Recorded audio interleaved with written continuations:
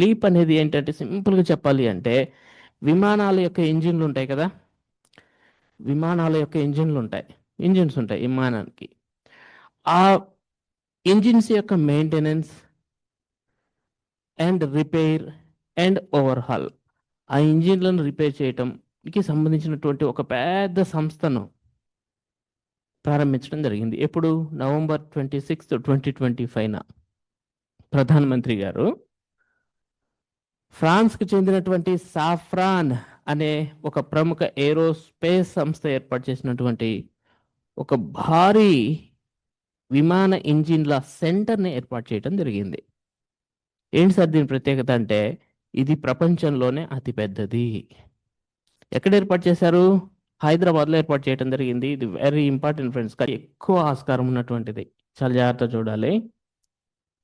ISRO robotics challenge గ్యారంటీగా అడుగుతాడు. సాక్షాత్తు ప్రధానమంత్రి మన్ కీ బాత్లో దీని గురించి మాట్లాడాడు. ఇస్రో రోబోటిక్స్ ఛాలెంజ్ ఏంటి అంటే, ఒక్కసారి జాగ్రత్త చూడండి. భూమి మీద డ్రోన్లు ఎగరటానికి జీపీఎస్ సిగ్నల్స్ ఖచ్చితంగా కావాలి. భూమి మీద డ్రోన్లు ఎగరాలి అంటే జీపీఎస్ సిగ్నల్స్ ఉండాలి. కానీ అంగారక గ్రహం లేదా చంద్రుడు, మార్స్ కానీ చంద్రుడి మీద కానీ జీపీఎస్ సిగ్నల్స్ అనేవి పని చేయవు. కానీ ఇలాంటి రోబోటిక్స్ని లేదా డ్రోన్స్ని ఎగరవేయాలి అంటే ఎలా? ఇది ప్రాబ్లం మనకి.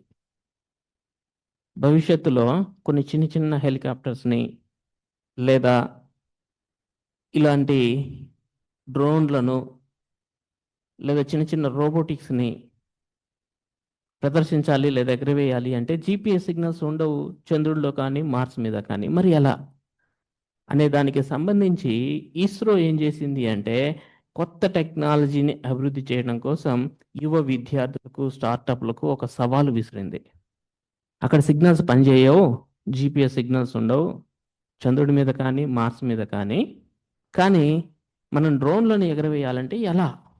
ఇట్స్ యువర్ ఛాలెంజ్ అని చెప్పేసి యువ విద్యార్థులకు, సైంటిస్టులకు అండ్ స్టార్టప్లకి ఇస్రో ఒక ఛాలెంజ్ విసిరింది.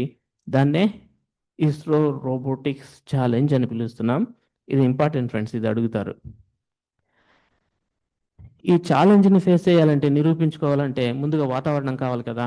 అంటే ఇస్రో బెంగళూరులోని తమ ప్రాంగణంలో, that is URSC, you are Rao satellite centre అని పిలుస్తాం, ఈ ప్రాంగణంలో అచ్చం అంగారక గ్రహం మీద ఉండే వాతావరణాన్ని సృష్టించింది. ఎర్రమట్టి రాళ్లతో ఒక కృత్రిమ వాతావరణాన్ని సృష్టించింది. దాన్ని ఎరీనా అని పిలుస్తాం.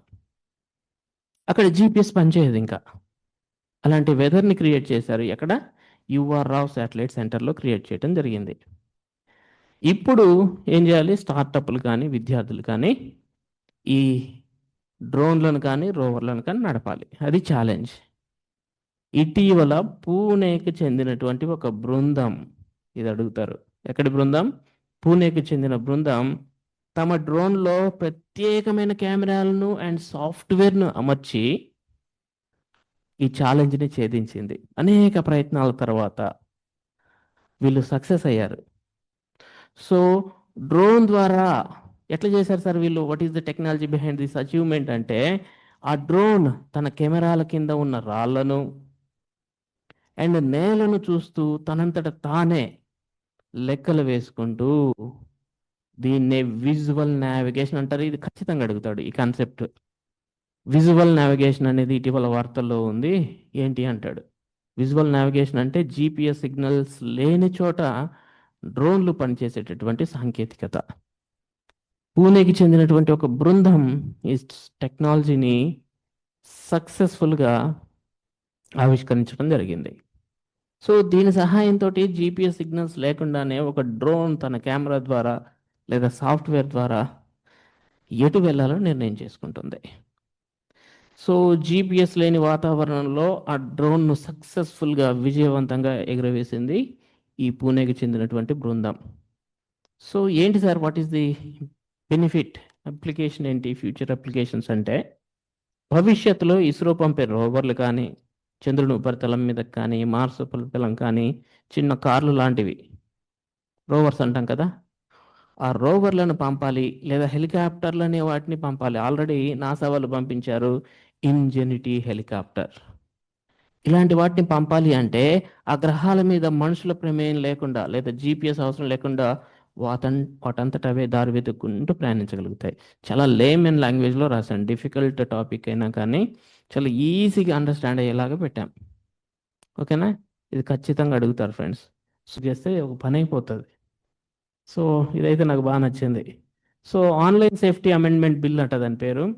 2024 ప్రకారం తల్లిదండ్రులు అనుమతి ఇచ్చినా సరే పిల్లలు సోషల్ మీడియా ఖాతాలు తెరవడానికి